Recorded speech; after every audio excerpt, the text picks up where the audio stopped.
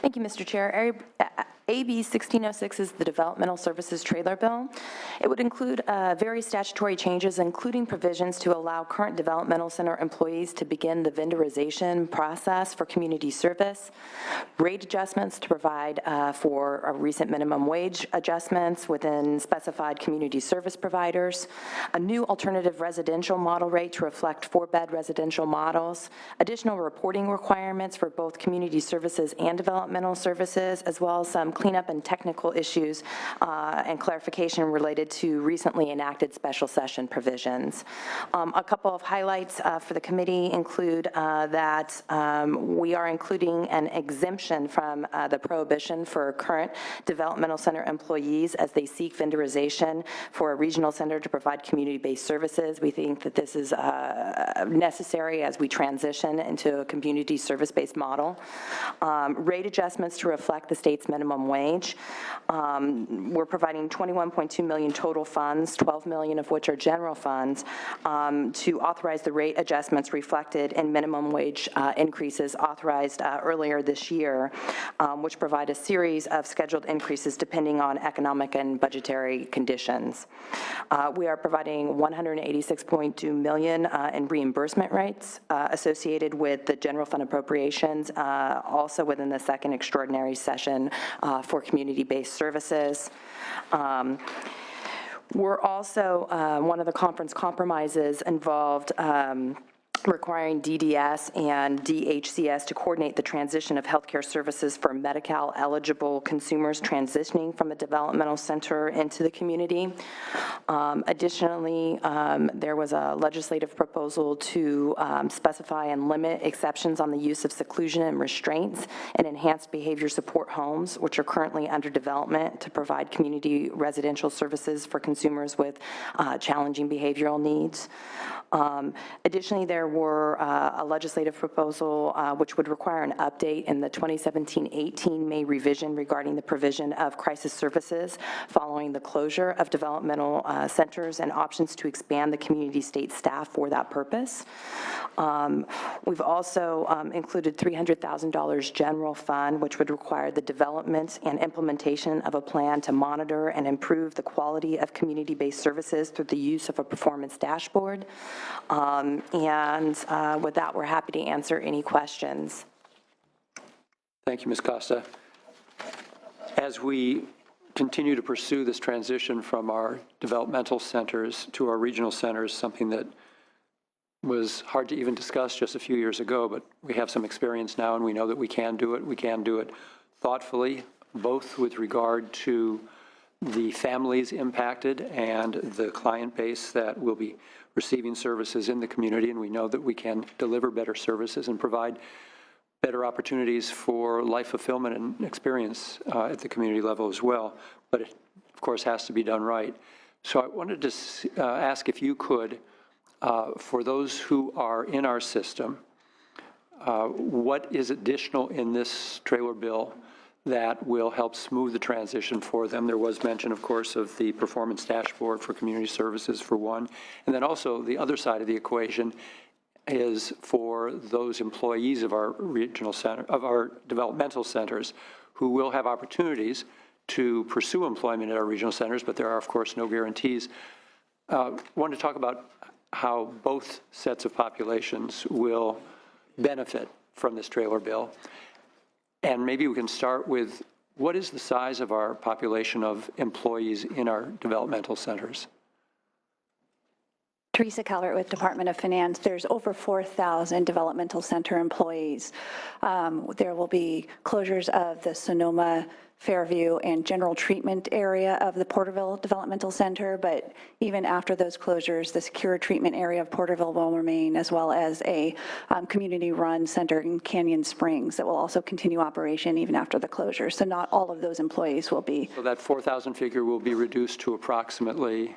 You know, I don't have the end of that post-closure population or employment figure, so that would be something we'd have to take a look at because I don't have that available. So let's say half or three-quarters will no longer have their positions in their developmental centers. What will this trailer bill do for them? Sure. In the trailer bill, there was mention of the exemption from public contract code to allow current developmental center employees to begin a vendorization process for those employees that would like to become providers out in the community. This would allow them to begin that process, but they wouldn't be able to start being a vendor until they stopped their employment with the developmental center. There's that provision. There's also funding in our employee compensation side that's not actually in the trailer bill, but helps provide incentives for staff to stay on until closer to closure, until certain population limits are met at developmental centers. There is continuing look at the community state staff program, which helps place state staff in the community. Right now, the trailer bill envisions that as part of the crisis services, and that's something that the department has to take a look at as part of this language and continues to evaluate as this process continues. And then the consumers of these services, how will they benefit? The consumers, there's the mention of the specialized managed care provision. So the administration proposed language that has the two departments, Department of Healthcare Services and the Department of Developmental Services, working to a plan to line up the managed care for those consumers as they transition. The addition from the legislature was that that plan is to be provided by December 31st, 2016. So that helps on the healthcare side as they transition. There were a number of augmentations done at the special session, and a lot of augmentations to rates put into the community side. There's also in this legislation the adjustment for the alternative residential model homes for 4-bed models, so that will also benefit the community. So this trailer bill, in conjunction with the numerous measures taken at special session, will help with the community services side as folks transition. And please remind me how the 4-bed versus the 6-bed will impact not only the consumers, but also, this bumps into federal law in some way? There's no federal requirement for the 4-bed right now, but the community has been moving to a lot more placements in the 4-bed model in these residential homes, and the current rate is based on a 6-bed model. So to the extent that that 4-bed model is being used more, this budget and this language envisions that and sets a rate for that 4-bed model that's being used more often in the community. So facing a new reality. Great. Questions? Senator Pavley. Subject that I'm interested in, and I know it's, but I'm not on the appropriate budget subcommittee to weigh in. I was just curious, as a parent, a regional center client, we've heard that, we know that most of the state developmental centers have been closed, but the reception is not proportionally cut the number of people working in them, where there's just a handful of development centers still open. You said there's still 4,000 employees in those few hospitals. Did I hear that right? There's 3 developmental centers. There's also a community-run facility in Canyon Springs. And there's 4,000 employees? That's a rough estimate, yeah. And how many people are they serving? Their population for the current year is a little over 1,000. We project it to be about 847 for consumer-served and developmental centers in budget year in 2016-17. Well, so there's 1,000 people they're serving and 4,000 employees? Yes. Proportionally, it appears that we have been holding the line on keeping those employees instead of the resources following the people that are now in the regional center programs and in our communities and the budget there. It's been this challenging situation, federal funding for those staff and wanting to keep them open, but desperate needs for services at the local level as those clients are now transitioned in the community. And so it's been, I've been around for all this transition. We've seen the centers close, and yes, you're always going to need probably some centers or some very strong supported living for the most fragile clients. Probably that's what's left, but it appears that there's a disproportionate share of people still employed where the resources really haven't transferred to down below. And it's a perception from a ground level that we follow that. And my other question, certainly I know that you could answer, I support the minimum wage increase and everything, but I was curious, does any additional monies come into this system to cover that gradual increase of minimum wage, or does that just come out of whatever their baseline budget is?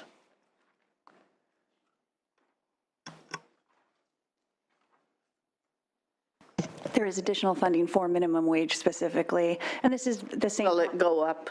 Additional funding will go up? As the minimum wage increases, and this is very similar to the model that was used for the AB 10 minimum wage changes, so we're following the same process. But it will. I know mid-level people don't see any changes, and This is just and for one's those gonna earning pass minimum them wage. soon. Okay. And isn't Right. that in the neighborhood of around 20 million? Yes, it's 20 million total funds, about 12 million general fund in 16, 17. So it's the beginning of it. Very good. And just reflecting on Senator Pavley's question and concern about the dollars following the services and the clients, this has been a bit of a delicate balance, hasn't it? Because to the degree that all the dollars were to follow, we would lose federal funds because there are certain requirements we have to meet at the developmental center level. And this was a discussion last spring, and there's Right. actually reporting in the developmental center estimate per last year's Trailer Bill SB 82 that tracks developmental center costs.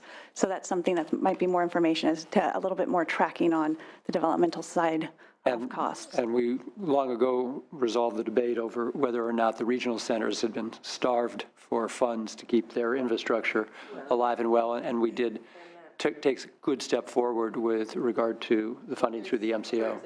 No really increase in transition or supported living programs with an aging population with nowhere to go.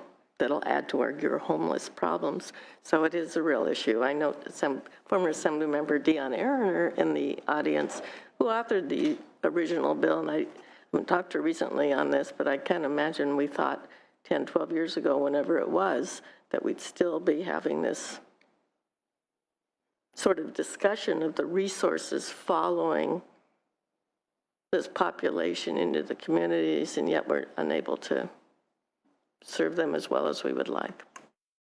Is it accurate to say that once we make this transition, and once we get across this delicate balance bridge, that more and more of those funds, when we no longer have the fixed costs of the developmental centers, more and more of those funds will find their way to the community services and living needs? They won't on the natural flow, that any savings will just, go to the general You will fund. have It'll be to part of the take larger action to general direct. fund discussion. Yeah. The special session had $287 million in general fund alone, and plus the almost $200 million in reimbursements going to the community side. The general fund on the developmental centers is about $300 million, so that's almost the current developmental centers budget as it is now. Senator Stone. Thank you, Mr. Chairman. Isn't it true that at Sonoma, we're not receiving any federal funds anymore, that that's exclusively a state expense?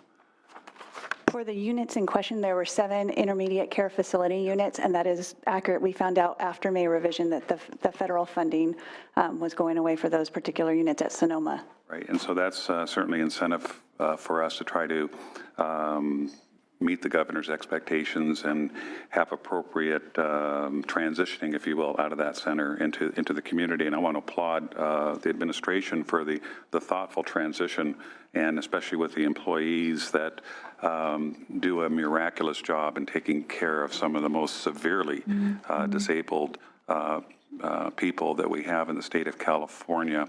And it was, I think the legislature has shown significant sensitivity that we just don't want to pull the carpet out from underneath them, understanding that the cost to take care of a lot of these people at Sonoma, I think there's, you said about 1,000 patients there, and we, of course we have Fairview, is upwards of over $500,000 a patient, when we can certainly do a lot better getting them into the community. But you just can't pull the carpet out underneath them in one day and put them in the community in the next. You have to make sure that you have trained people in the community, and you have, I think, articulated a very good transition plan. I'm very pleased to see that we're funding the developmental services in the state of California commensurate with the Lanterman Act, which I subscribe to, and I know many members of this committee subscribe to. But just real fast, the $46 million for increasing rates to residential service providers, is that for just the four-bed homes, or is that for the 6-bed homes too? That is just for the 4-bed model. Okay, so I've had an opportunity to go out into my district and tour some of those 6-bedroom homes, and the care and for these people is incredible, the dedication of the people that run these homes. And I've developed some friends in some of these homes that people that are on respirators, I call him a friend now, Peter, that when I went to go visit this 6-bedroom home, all of the 6 members of this home came out in their wheelchairs to welcome the first state senator that ever came to go visit them in this home. It was one of the most remarkable experiences I ever had. And they were very happy. Peter made it very clear to me, Mr. Stone, we're very happy in our environment here. We get taken care of really well. Please do what you can. Don't cut our funding anymore, because you're putting our homes in jeopardy. So a 6-bedroom home, if you take into consideration the new minimum wage net, are we giving those providers more money than they've had in previous years so that they can have the comfort level that they're going to be able to stay in these homes? So part of the special session was an increase for direct care staff. And so yes, those homes and those providers that fall under the direct care staff wage increase would also be receiving funding, which is broader than the proposals we mentioned earlier for the alternative residential model homes. Well, I'm very pleased to hear that. And I know Peter, who's probably watching, is watching, and I want him to know how important it is that I want to support the care that he is giving, Mr. Chairman, and I can't tell you how pleased I am with this budget item, and I would like to move it. Thank you, Senator Stone. No other questions from the committee? We barely have a committee. Everyone's off to other committees. Any public comment? Please.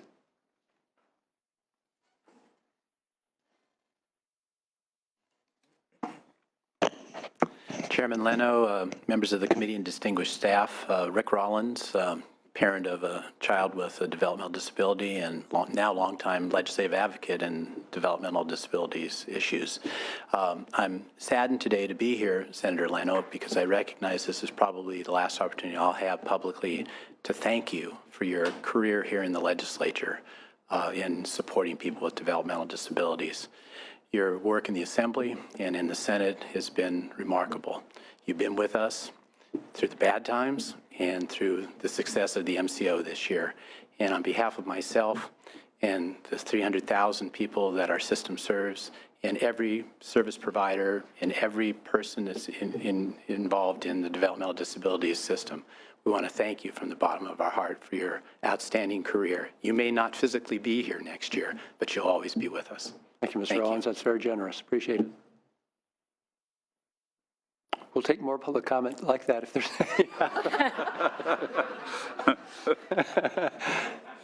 Thank you very much. I think I'm blushing. We have a motion. We have a few members. Please call the roll. AB 1606, the motion is to pass. Leno? Aye. Leno, aye. Nielsen? Allen? Anderson? Bell? Block? Glacier? Hancock? Mitchell? Monning? Morlock? Wynn? Pan? Pabley? Pabley, aye. Roth? Stone? Aye. Stone, aye. Wolk? 3-0, and we'll put that on call. Thank you. Moving on to AB 1608, which is our first general government trailer bill, having already heard and passed the second. Thank you, Mr. Chair and members. AB 1608 is the general government #1 trailer bill. It carries within a wide variety of issues and programs. So in the interest of time, I'll highlight just a few that we've had discussions on previously or that I think are of interest, but of course, happy to answer any questions. This trailer bill includes the State Project Infrastructure Fund. It would transfer $1.3 billion, $1 billion in 2016-17 and $300 million in 17-18 2018 from the general fund to a new state project infrastructure fund. Funds would be used for the renovation and replacement of state office buildings, which will make a significant investment towards the overall plan to address state office space and infrastructure needs. The first 3 projects in the plan include the construction of a new or renovation of the existing state capitol East Annex, a new Natural Resources Agency headquarters building, and a new building on O Street here in Sacramento to replace the vacant Department of Food and Agriculture Annex. This trailer bill also allows various departments to share information to measure performance and program evaluation requirements under WIOA, or the Workforce Innovation and Opportunity Act.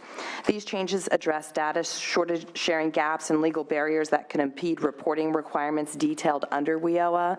Again, this is part of kind of our broader proposal regarding a more regional approach towards workforce investment. With that, we're happy to answer any questions. Thank you. With regard to the state buildings, I know that there was some discussion of this in committee, in particular the Capitol Annex, that I'm learning more and more recently about all the needs of it. I'm operating within it for the past 14 years. I've had my own anecdotal experience, but I think there was concern, what might it look like for us to be spending money on this building in which we work and where there are so many other state employees working in other buildings that may not be in line as far as we are. One of the reasons I'll be supporting this is just recognizing the fact that there are somewhere between 1 to 1.5 million people, Californians, who come to this building. We don't charge admission. It's open every day of the year, short of 2. I think it's Thanksgiving and Christmas. There's great need for ADA accessibility. There is asbestos and lead and mold that needs removal. There is a very great shortage of space for legislative staff. Even our public hearing rooms get overcrowded. It's difficult for the public to come in and out. So I think that the proposal is very much based on serving the public as it is serving those who work here, including ourselves. And so I will be long gone before this project is completed. It's probably, I think, in the neighborhood of 2022 that if things are on track, it potentially could be completed. And that it's the second most visited place. Oh, you were there for the hearing, Senator Pan, of course, short of Disneyland. Please go ahead. Actually, I just want to, that was apparently, I think in further investigation, certainly many people visit this building. It's very important. I just don't want you to repeat that. Oh, is that because, not accurate? That's not entirely accurate. Okay. But certainly a lot of people show up to this building from the public. I could say a lot of people. Yeah, you can, All right, you can okay. cite over, yeah. Well over 1 million people. I think that is accurate. So, but clearly the building now about 50 years old is in great need. And so I think it's quite worthy of our support and moving forward with it. And that this is a perfect use of one-time money.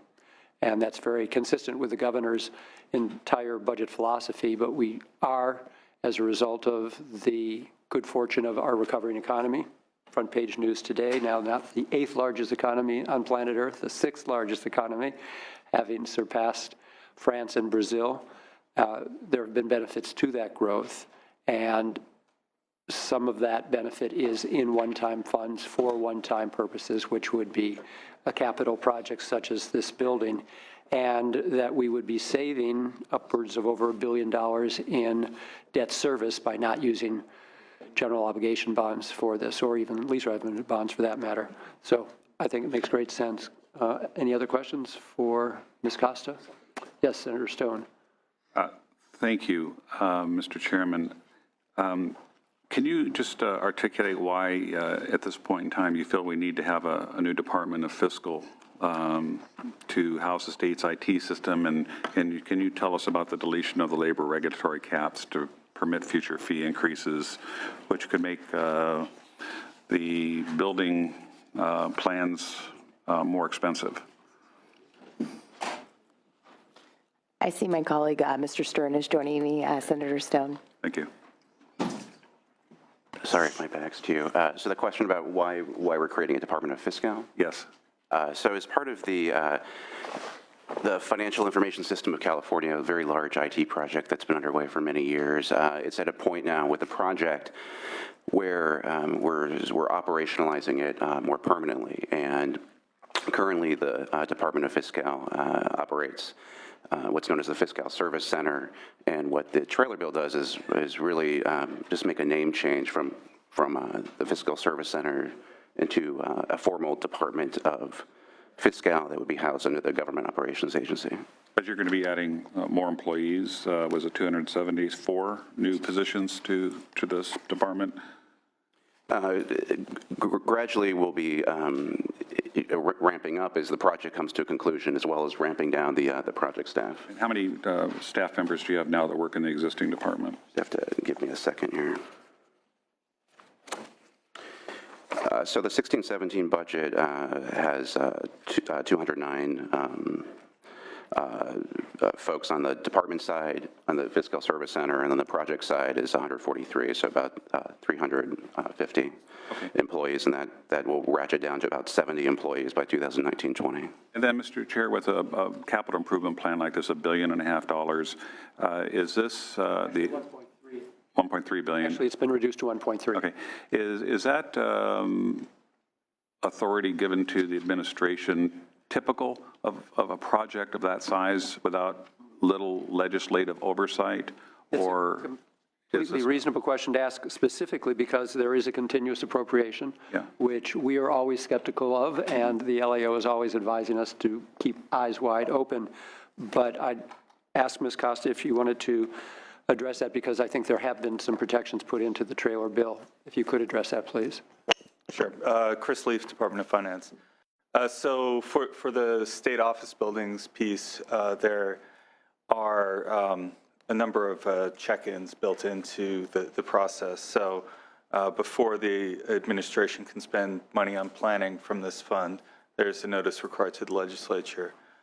Before a project begins design, we have a notice to the legislature to explain exactly what the scope, cost, and delivery method of the project will be, and that's subject to JLBC review and approval. But through the chair, the legislature has no veto power. You're basically reporting to the legislature what you're spending. You're not asking for the authority for that spending allocation. I would say that the JLBC could reject a project that we submit to them. Okay. Thank you. And there are other check-ins at key project milestones. So when design is going to be approved, there's a check-in with the legislature. When a construction contract is going to be awarded, there's a check-in. In addition, if there are significant changes in the estimated cost or the scope of the project, there are check-ins. Thank you. And Mr. Chair, if I can just conclude. Of course, go ahead. I respect the direction that the committee's going. I respectfully will have to oppose on this for a couple of reasons. With all due respects to my good friend from Sacramento, and I understand we have a lot of people that come to this Capitol, and a lot of people are going to continue to come to this Capitol. And I think we should start the discussions about what we want for the future when our good friend from San Francisco is gone, and in all likelihood I'll be gone when we get these plans underway. We have an infrastructure crisis going on, and you talk about how we can spend money that can really impact the greatest number of citizens, and it's my personal view that we should take this $1.5 billion and we should invest it in the crumbling infrastructure, which will create thousands of jobs in all of our counties and meet the citizens' expectations that we're making an earnest effort to solve this problem, understanding there's going to be more talks in an extraordinary session about how we're to accomplish this. I'm also concerned that, once again, we're growing the size of state government and not utilizing technology that could make us run much more efficient and maybe with less employees at less cost. to the taxpayers. And then lastly, Mr. Chairman, I'm very concerned that we are creating a new bureaucratic pathway, if you will, for local governments to challenge unfunded mandates that is so complicated that and so narrow that the state could actually reject the unfunded mandate based on the one example that a particular local government may provide to the state for consideration. And I know, being in local government for 22 years, the unfunded mandates that have been placed upon them and formerly me, and we should be making the process easier and more transparent, and I hope that as this moves along, that it may in fact do that. So thank you, Mr. Chairman. Just a point of clarification, the final infrastructure package is 1.3 billion. I don't know that it addresses your concerns, but just for clarity. That's right. Thank you. It has been reduced from 1.5 to 1.3. And Senator Stone, I appreciate your comments. And we have had this debate before with regard to might a limited pot of one-time funds, 1.3 to be specific, be better expended to the benefit of California taxpayers in transportation projects, which I think is to which you were referring. But my perspective, different from yours, is that given that that need is minimally $57 billion, that this would be just a drop in the bucket and wouldn't really complete much of anything. What we do need, and why that special session is still open and ongoing, is because we do need to take action for the people of California in determining a new and dedicated revenue source, ongoing revenue source that can take care of the entirety of the project, not just throw one little stone in and figure that we've taken care of the need. Meanwhile, we do have these infrastructural needs that are real, and buildings are crumbling, where millions of Californians come on a regular basis over the years. And not to go unmentioned, I think somewhere in the neighborhood of 12 to 18,000 jobs will be created for, is it just this project or the three together? I'm not sure what those figures are. Okay, we'll take that as fact. Other questions? Yes, Senator Roth. Thank you, Mr. Chair. Obviously, we heard this in Budget Subcommittee 4. I and some of my colleagues questioned the allocation process for the infrastructure project, and certainly we were somewhat critical of the process itself. But, Mr. Chair, recognizing that this is a negotiated budget and set of trailer bills, I'll be supporting the bill, and we'll move it. Thank you. Thank you, Senator Roth. And then Senator Nielsen has a question.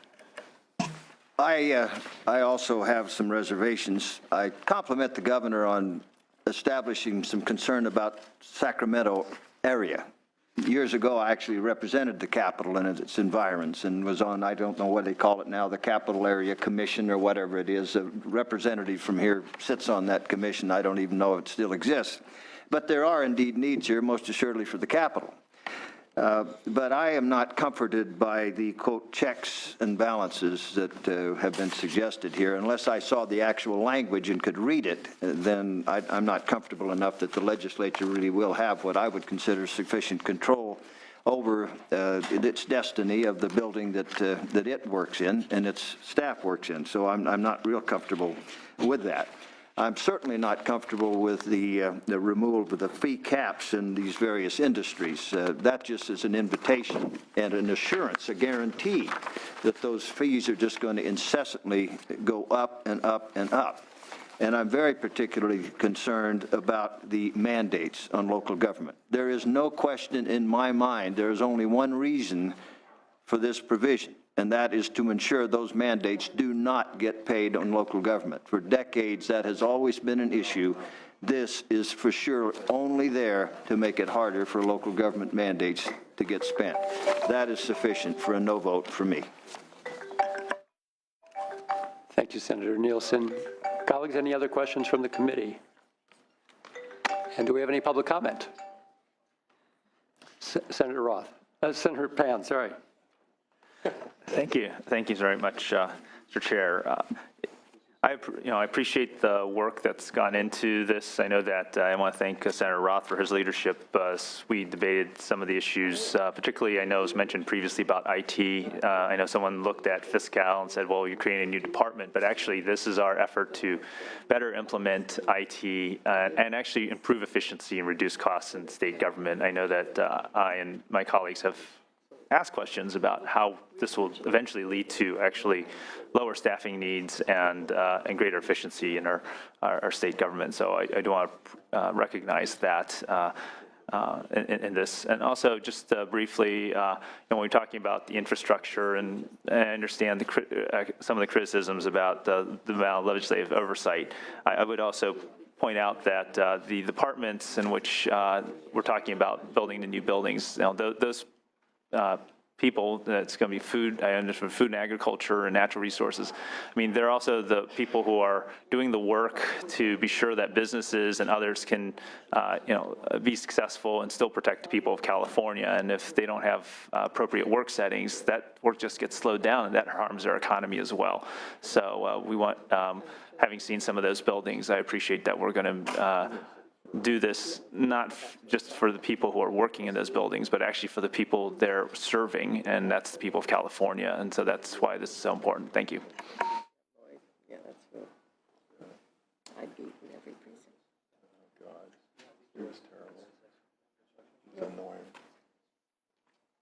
Thank you, Senator Pan. Colleagues, we have a motion. We have no public comment. We'll call the roll. AB 1608, the motion is to pass. Leno? Aye. Leno, aye. Nielsen? Nielsen, no. Allen? Anderson? Bell? Bell, aye. Block? Block, aye. Glazer? Hancock? Hancock, aye. Mitchell? Mitchell, aye. Monning? Morlock? Wynn? Pan? Pan, aye. Pabley? Pabley, aye. Roth? Roth, aye. Stone? No. Stone, no. Wolk? Wolk, aye. We have 9-2, and we'll place that on call.